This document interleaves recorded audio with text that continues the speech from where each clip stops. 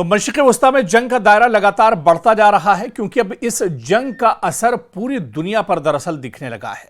इस जंग के बाद और इसका दायरा भी अब बढ़ रहा है। ऐसे में अब इस जंग को किस तरह से रोका जाए, जंगबंदी किस तरह से की जाए, सीज फायर किस तरह से हो, इस जंग का खात्मा कैसे हो, ऐसे में अब एक बड़ी पहल पाकिस्तान ने की है। और पाकिस्तान के अंदर कई मुल्कों के जो फॉरेन मिनिस्टर हैं वो दरअसल उनकी मीटिंग होने जा रही है और कई मुल्क के फॉरेन मिनिस्टर पाकिस्तान पहुंचना शुरू हो गए हैं, जहां पर इस जंग को लेकर दरअसल बातचीत की जाएगी। किस तरह से इस जंग का हल निकाला जाए, किस तरह से जंग एक तरह से थमे, किस तरह से एयर स्ट्राइक और बम और ड्रोन के जो हमले हो रहे हैं इन पर एक तरह से ब्रेक लगाया जाए। जंग को रोकने को लेकर, सीज फायर को लेकर ये बड़ी पहल एक तरह से पाकिस्तान की तरफ से हो रही है, जहां पर ईरान जंग पर चर्चा करने के लिए कई ममालिक के जो फॉरेन मिनिस्टर हैं वो पाकिस्तान पहुंच चुके हैं। और इस बीच बड़ी खबर आ रही है कि मिस्र के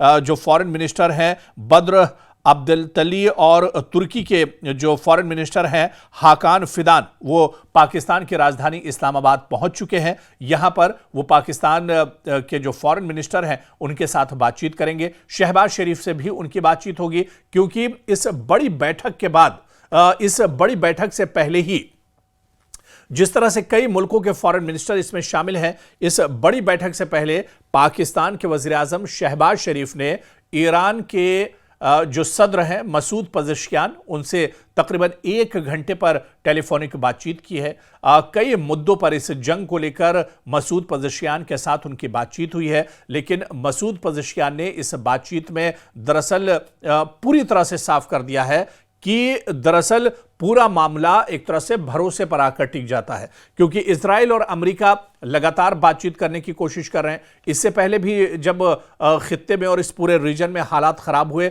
उस वक्त भी बातचीत का दौर चला। इससे पहले भी 12 दिनों की इजराइल और ईरान के साथ जब जंग हुई थी तो अमेरिका ने एक तरह से सालसी की थी और बातचीत के बाद वो जंग रुक गई थी। लेकिन यहां पर अब ईरान ने साफ कर दिया है कि पूरा मामला दरअसल भरोसे का है।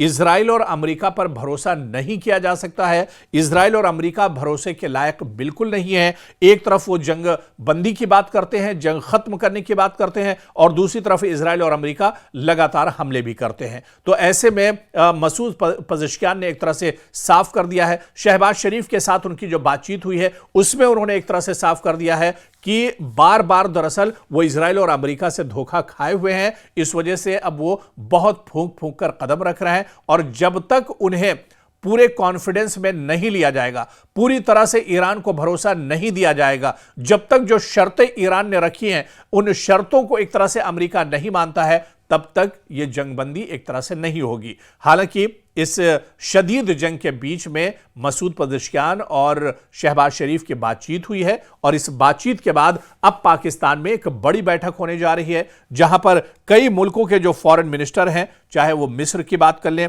या इसी तरह से तुर्की की बात कर लें और फिर वहां पर पाकिस्तान और सऊदी अरब, इस तरह से कई ममालिक यहां पर दरअसल सर जोड़कर बैठेंगे और वो हल तलाशने की कोशिश करेंगे कि किस तरह से इस जंग को रोका जा सकता है, किस तरह से सीज फायर किया जा सकता है, किस तरह से जो अलग अलग फरीक हैं उन्हें एक तरह से बातचीत के टेबल पर लाया जा सकता है। क्योंकि इस जंग से न सिर्फ मशरिक़ वस्ता, न सिर्फ एशिया, न सिर्फ यूरोप, बल्कि पूरी दुनिया अब इस जंग के असरात महसूस कर रही है और पूरी दुनिया पर इस जंग के असरात एक तरह से नुमाया हो रहे हैं। लेकिन बड़ा सवाल यह है कि इस बैठक के बाद क्या ईरान, जो ममालिक शामिल हुए हैं, उनकी जो शर्तें होंगी, क्या उस पर ईरान बातचीत करने के लिए तैयार होगा?